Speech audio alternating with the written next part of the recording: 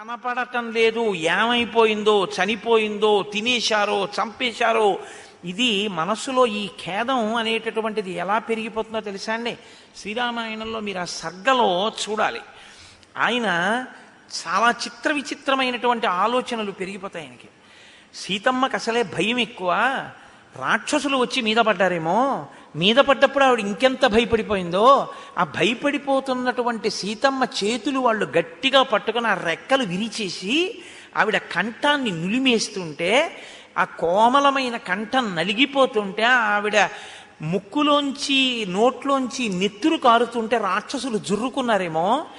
భర్తనయ్యుండి నేను పక్కన లేక సీతమ్మ ఎంత బాధపడిపోయిందో. ఇప్పుడు లోపల బాధ, ఈ బాధ చేత ఎక్కడ వెతుకుతున్నాను, నేను ఎక్కడికెడుతున్నాను అన్నదానికి ఒక ప్రత్యేకమైన ప్రణాళికతో కూడిన వెతకడం ఏమి ఉండదు. లోపల శోకం తన్నుకొచ్చేస్తోంది. రావడంలో వృక్షాదృక్షం ప్రధావంస గిరేశ్చాంద్రిం నదాన్నదీం బభూవ విలపన్ రామ శోకార్ణవ పరిప్లుత. ఆ పర్వతాలు, నదులు, నదములు, ఆ వృక్షములు, చెట్లు, దీన్ని అడగడం దీన్ని అడగకపోవడం అనేం లేదు. ఇంకా కనపడ్డ వాటిని అన్నింటినీ అడిగేస్తున్నాడు. ఆయన దృష్టిలో ఎలా ఉందో తెలుసా అండి?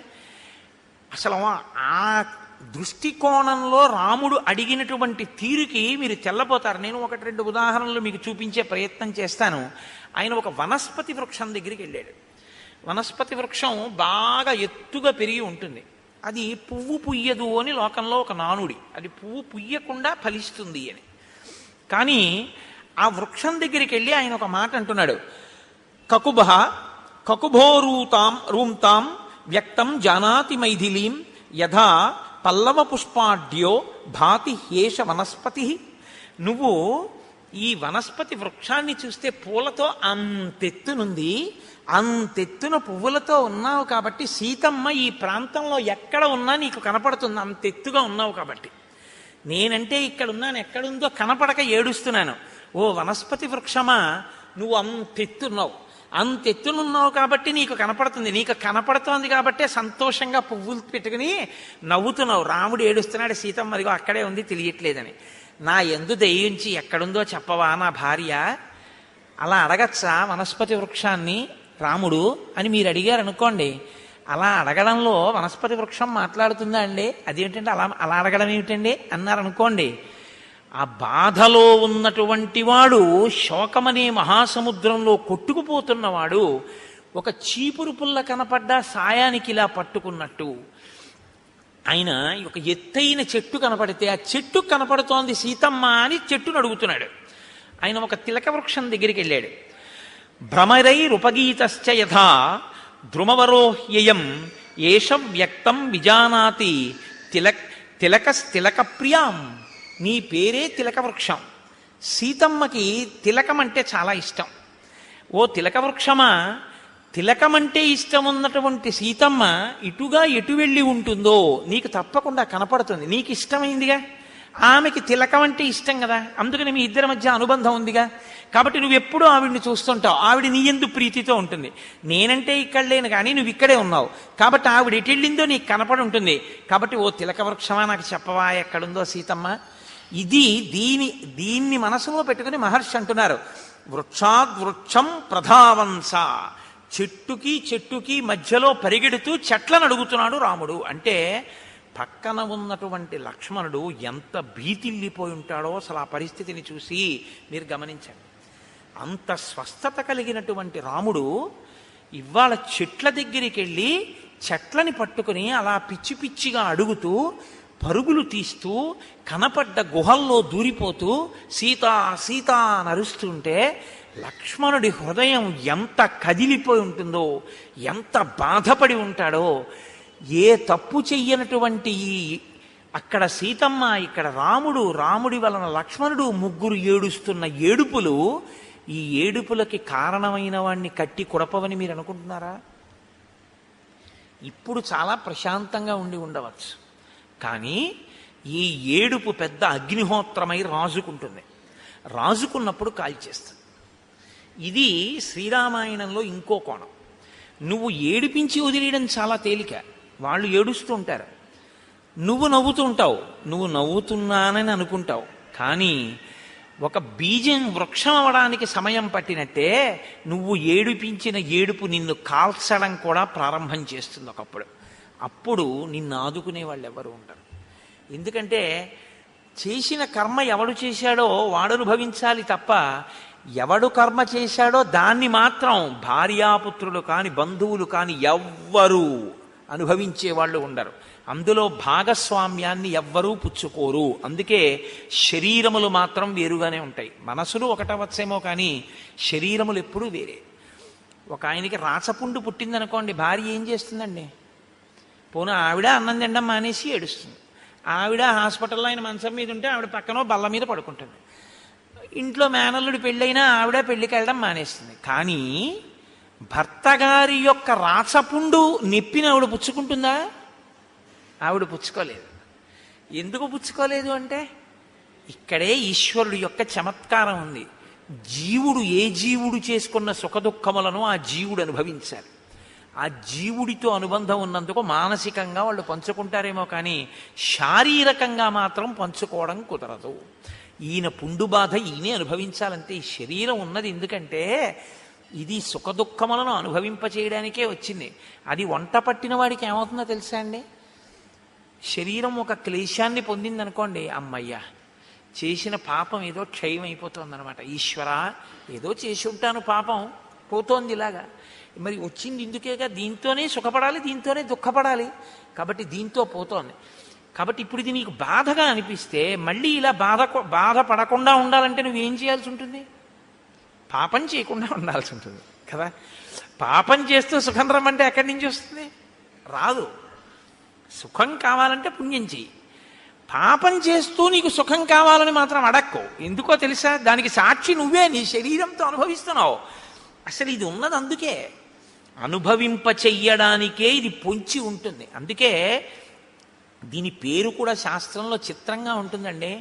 దీన్ని అనేక పేర్లతో పిలుస్తారు. శరీరము దీనికి ఒక పేరు, దేహము ఒక పేరు. 50 సంవత్సరాల వరకు ఇది శరీరం. 50వ పుట్టినరోజు దాటిపోయింది అనుకోండి, దీన్ని ఏమని పిలవాలో తెలుసా? దేహం అని పిలవాలి తప్ప మీ శరీరం అనకూడదు. ఎందుకంటే 50 వరకు పెరిగే అవకాశం ఉంటుంది, బలాన్ని పొందే అవకాశం ఉంటుంది. 50 తర్వాత అది ఏం చేస్తుంటుందో తెలుసా? దహింపబడడానికి సిద్ధం అవుతుంటుంది, తను కాలిపోవడానికి సిద్ధపడుతుంటుంది. ఇంకా ఎందుకంటే అయిపోతుంది దాని ప్రయోజనం, దాని సంధిబంధములు సరళిపోతుంటాయి. అందుకని మీరు ఎంత జాగ్రత్తగా దాన్ని చూడండి, అది ప్రకోపిస్తూ ఉంటుంది. ఇంకా ఎన్నాళ్ళయా, ఇంకా ఎన్నాళ్ళయా అంటూనే ఉంటుంది అది. నువ్వు అలా కాదయా, ఉండాలయా ఉండాలయా నువ్వు అంటావు, ఇంకా ఎన్నాళ్ళయా అని అది ఉంటుంది. అన్న వికారం. నువ్వేం చేస్తుంటావంటే నేను ఇలా అన్నం పెట్టి దీన్ని రక్షిస్తానంటావు. అదేం చేస్తుందో తెలుసా? నీకు తెలియకుండా నువ్వు పెట్టిన అన్నాన్ని విషంగా మార్చుకోవడం మొదలు పెడుతుంది. అందుకే అన్నం అన్న మాటకి శాస్త్రంలో 2 అర్థాలు. మనము తినునది, మనని తినునది. మనం దాన్ని తింటాం, అది మనని తింటుంది. కొన్నాళ్ళు నేను తిన్నాను స్వీట్లు, ఇప్పుడు స్వీట్లు నేను తింటే నన్ను తింటుంది. అంటే షుగర్ వచ్చిందని గుర్తు. స్వీటు ఎక్కువ తిన్నాం అనుకోండి ఏమవుతుంది? షుగర్ రేటింగ్ పెరిగిపోతుంది. కాబట్టి పూర్వం పులుపు పచ్చళ్ళు తిన్నాను, ఇప్పుడు పులుపు పచ్చళ్ళు తిన్నాను అనుకోండి, అది నన్ను తింటుంది, బీపీ పెరుగుతుంది. అంటే అవన్నీ మీకు ఉన్నాయా అనుకునేరు, నాకేం లేవు ఈశ్వరానుగ్రహంతో. కానీ ఒక ఉదాహరణకి అటువంటి నీచోపమానం ఇంకోళ్ళ మీద పెట్టడం ఎందుకని నా మీద పెట్టుకు చెప్పుకుంటున్నాను అంతే. కాబట్టి మనము తినునది, మనని తినునది. అన్నం అన్న మాటకి 2 అర్థాలు ఉంటాయి. అన్న వికారం ఈ శరీరం. కాబట్టి అన్నము చేత పోషింపబడుతుంటుంది. ఈ శరీరం ఉంటే కదా సుఖదుఖాలు అనేటటువంటివి అనుభవించడం. కాబట్టి ఇప్పుడు రాముడు సీతమ్మ పక్కన లేకపోతే, నేను ఇదే మీతో మనవి చేసింది, అగ్నిగుండం మీద ఉన్నటువంటి ఆచ్ఛాదన తొలగిపోయింది. ఇప్పుడు ఎంత శోకాన్ని పొందేస్తున్నాడో చూడండి. ఇంతకుముందు ఎప్పుడైనా ఇంత శోకం ఉందండి? ఇంతకుముందు ఏమన్నాడు? రాజ్యం పోతే ఈశ్వరుడు అన్నవాడు ఉన్నాడు, వాడు అలా చేస్తూ ఉంటాడు, వాడు మన ఎదుట కనపడతాడా అన్నాడు. ఇప్పుడు అవి ఏమైనా జ్ఞాపకానికి వస్తున్నాయా? అంటే ఇప్పుడు మీరు 2 కోణాల్లో చూడాలి. రాముడికి తెలియదని మీరు అనుకోకూడదు. రాముడు శోకిస్తున్నాడు అంటే అన్ని తెలుసున్న రాముణ్ణి కూడా శోకింపచేసేటంతగా ఆయన మనసులో సీతమ్మ తల్లి స్థానమును కల్పించుకుని ఎన్ని శోకములైనా తను ఆపగలదు, తను లేకపోతే మాత్రం రాముని శోకాన్ని ఆపగలిగిన వాళ్ళు ఉండరు. ఇది చూపిస్తోందంటే సీతమ్మ భార్యాస్థానంలో ఎంత గొప్ప స్థితిని పొందింది. ఇది రామాయణం. ఇది రామాయణం అంటే రమ రామ ఇద్దరు. సీతమ్మ కథ నడిచేస్తోంది ఇందులోనే, రామకథ నడిచేస్తోంది. పైకి రాముడి ఏడుపు కనపడుతోంది, లోపల సీతమ్మ స్థానం కనపడుతోంది. మూడో కోణంలో మనం ఎలా బతకాలో గృహస్థాశ్రమంలో నేర్పుతోంది. శోకము మనిషిని ఎంత కదపగలదో, అసలు అది పై హేతువులకు ఎలా అందదో. అదేంటంటే ఆ చెట్లను పట్టుకుని ఏడవడం ఏంటండి అంటే అది నీకు అర్థం కాదా శోకం, ఆయనకి తెలుసు ఆ శోకం.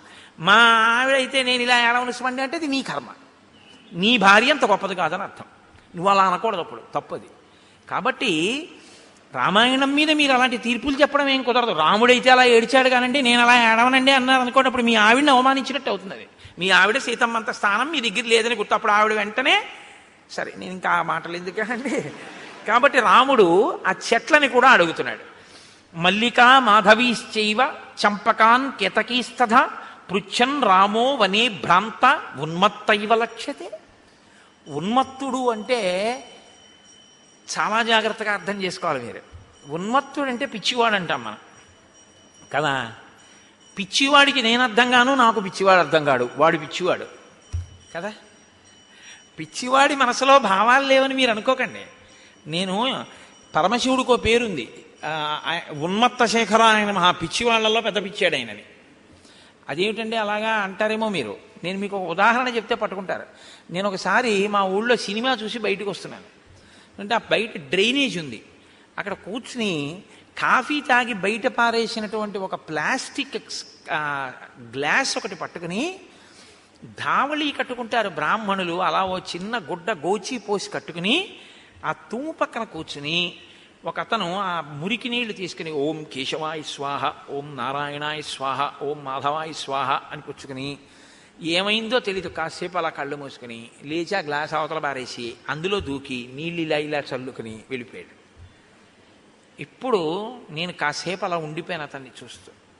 ఏదో గొప్ప సంస్కార బలం ఉంది అతనిలో, కానీ అతను అలా ఎందుకు చేస్తున్నాడో మీకు అర్థం కావట్లేదు. అందుకని మీరు పిచ్చాడన్నారు. చంద్రశేఖర భారతీ స్వామి వారు ఇదే అన్నారు.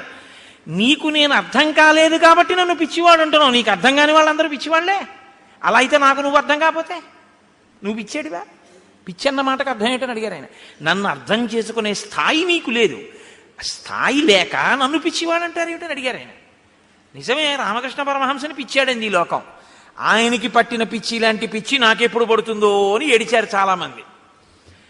అది ఉన్మత్త స్థితి అంటారు. ఉన్మత్త స్థితి అంటే నీకు పిచ్చాళ్లా కనపడతాడు, ఆయనలోని భావము నువ్వు ఎప్పటికీ పసిగట్టలేవు. దానికి ఉన్మత్త స్థితి అని పేరు. లోపల ఏమీ ఆలోచన లేకుండా చేస్తున్నవాడు కాడు, లోపల ఏదో బడబాగ్యునుంది, కానీ అది నీకు అర్థం కాదు. హేతువులతో చూడ్డానికి భార్య కనపడకపోతే అలా చెట్ల దగ్గరికి వెళ్ళి ఏడుస్తారా అండి అంటే ఆ భార్య సంపాదించుకున్న స్థానాన్ని బట్టి ఉంటుంది. ఒక్కొక్కడు భర్త మరణించాడు అని చెప్పగానే ప్రాణం వదిలేసిన ఆడవాళ్ళు ఉన్నారు. పద్మావతి జయదేవులు లేరు, ఉన్నారు లోకంలో. అలా వదిలేస్తారా అండి అంటే వాళ్ళిద్దరి మధ్య ఉన్న గాఢానురాగం అటువంటిది.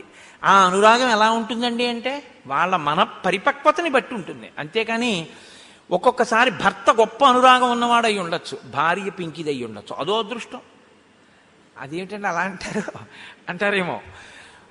భార్య అస్సలు సహకరించని వాడు, భార్య బాగా సహకరించేవాడు ఇద్దరూ వెళ్ళి దేవాలయంలో నమస్కారం పెట్టారట. భార్య ఎప్పుడూ తనని అనువర్తించేవాడు అన్నాడు, ఈశ్వరానే ఎంత దయాళువువి, నాకు గొప్ప భార్యనిచ్చావు కాబట్టి నేను చక్కగా అన్నీ చేయగలుగుతున్నాను, ఇంత మంచి భార్యనిచ్చినందుకు నేను నీకు కృతజ్ఞుడను. రెండో వాడు అన్నాడు, ఈశ్వర నాకు మహాగయ్యాడి పెళ్ళాన్నిచ్చావు, ఎంత ప్రేమమూర్తివి, నాకు కానీ నువ్వు అనుకూలమైన భార్యనిచ్చి ఉంటే ఆ భార్య మీద ప్రేమతో కొట్టుకుపోయేవాడిని, నా యందు ఆనుకూల్యత లేని భార్యని ఇవ్వడం వల్ల నాకు వైరాగ్యం వచ్చింది, నీ యందు భక్తి నిలబడింది, ఈశ్వర ఎంత కృతజ్ఞుడని అన్నాడు. నీ దృష్టి కోణంలో ఉంటుంది తప్ప అందరినీ అన్నిటినీ ఒకే గాట కట్టి చూడడానికి ఇవి లెక్కలు కావు, ఎప్పుడూ 2 రెళ్ళు 4 అవడానికి మనస్తత్వం అనేది. కాబట్టి మహర్షి అంటారు, మల్లికా మాధవీశ్చైవ చంపకాన్ కేతకీస్తథా పృచ్చన్ రామో వనే భ్రాంత ఉన్మత్త ఇవలక్ష్యతే. ఆయన మల్లె తీగల దగ్గరికి, మాధవీలతల దగ్గరికి, సంపంగి తీగల దగ్గరికి, మొగలి పొదల దగ్గరికి వెళ్ళి నా సీతేది నా సీతేది అని ఏడుస్తున్నాడు. నా సీతేది మీరు చెప్పరా అని అడుగుతున్నాడు. అదేమిటండి అంటే అది ఆయనకే తెలుసు ఆ బాధ, మనకు అర్థం కాదు. కాబట్టి అది ఉన్మత్త స్థితి. ఆయన కేవలం ఏదో చెట్లనే అడిగాడని అనుకోకండి. ఆయన ఒక జింక దగ్గరికి వెళ్ళాడు. ఆయనకి ఇప్పుడు లోకంలో దేని వంక చూసినా దానికి సీతమ్మతో అనుబంధం ఉందని, అందుకని దానికి సీతమ్మ గురించి తెలిసి ఉంటుందని అనిపిస్తోంది. అంటే లోకమంతా సీతమ్మ కోణంలోనే చూస్తున్నాడు ఇప్పుడు ఆయన. పువ్వుల్ని ఎందుకు అడగాలి? ఆ పువ్వులన్నీ సీతమ్మ పెట్టుకుంటుంది కాబట్టి ఆ తీగలకి సీతమ్మకి అనుబంధం. రోజు ఆ పూల తీగల నుంచి పువ్వులు కోస్తుంది ఆవిడ. కాబట్టి ఆ తీగలకి సీతమ్మ ఎటు తిరుగుతున్నా తెలుస్తూ ఉంటుంది. కాబట్టి తీగల మీకు మీకు తెలిసి ఉంటుంది, మీరు చెప్పండి సీతమ్మ ఎక్కడుందో అంటున్నాడు. ఇప్పుడు ఒక జింక దగ్గరికి వెళ్ళాడు. ఆ జింక ఆడుకుంటోంది. ఆ జింక దగ్గరికి వెళ్ళాడు. అథవా మృగశాభాక్షీం మృగ జానాసి మైథిలీం మృగ విప్రేక్షణీకాంత మృగీభీ సహితా భవేత్. నీ కన్నులు ఎంత అందంగా కదులుతాయో నా భార్య సీతమ్మ కన్నులు కూడా అంత అందంగా కదులుతాయి. కాబట్టి మీ ఇద్దరినీ కూడా కంటి సౌందర్యంలో సమాన స్థాయిలో చెప్తారు. అటువంటి కంటి సౌందర్యం ఉన్నటువంటి ఓ జింక, ఇదే కంటి సౌందర్యం ఉన్నటువంటి నా భార్య ఎక్కడుందో నీకు తెలిసి ఉంటుంది, ఏది నాకు చెప్పవా అని అడిగాడు. జింకనైతే అడిగాడండి. ఒక క్రూర మృగాన్ని అయితే ఏమడుగుతాడు అప్పుడు?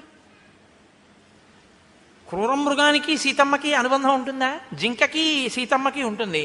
క్రూర మృగం ఒకటి కనపడింది అనుకోండి, ఓ పెద్ద పులి కనపడింది అనుకోండి. పెద్ద పులి దగ్గరికి వెళ్ళి, ఓ పెద్ద పులి నీకు సీతమ్మ కనపడిందా?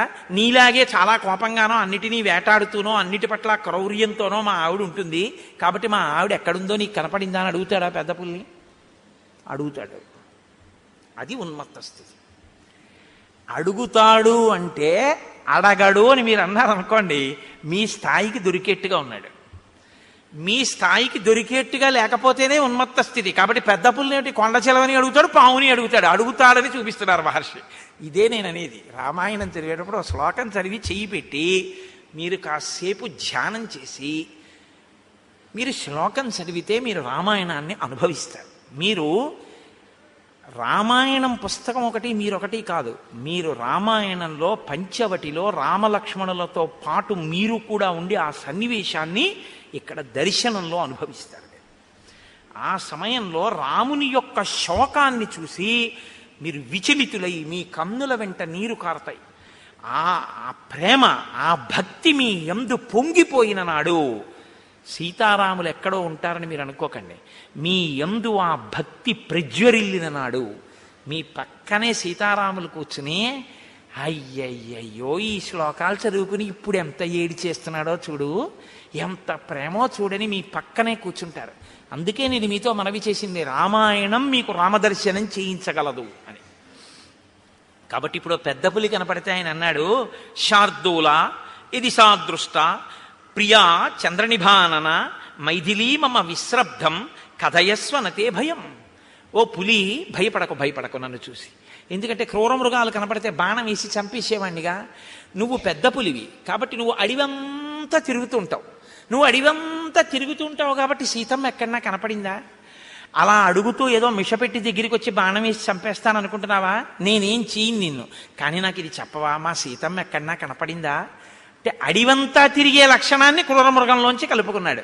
అంటే పెద్ద పులిని కూడా అడుగుతాడు, ఎందుకంటే పెద్ద పులి అడివంతా తిరిగి వచ్చింది కాబట్టి సీతమ్మ ఎక్కడన్నా కనపడిందేమో అని.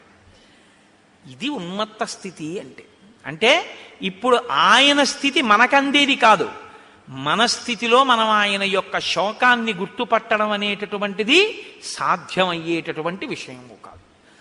కాబట్టి ఇప్పుడు ఆయన దీన్ని అడగచ్చా దాన్ని అడగకూడదా అనేం లేదు. అడుగుతున్నాడు, లక్ష్మణుడితో మాట్లాడుతున్నాడు. ఈ శోకం పెరుగుతున్న కొద్దీ మాట స్థాయి ఎలా మారుతోందో తెలుసా అండి?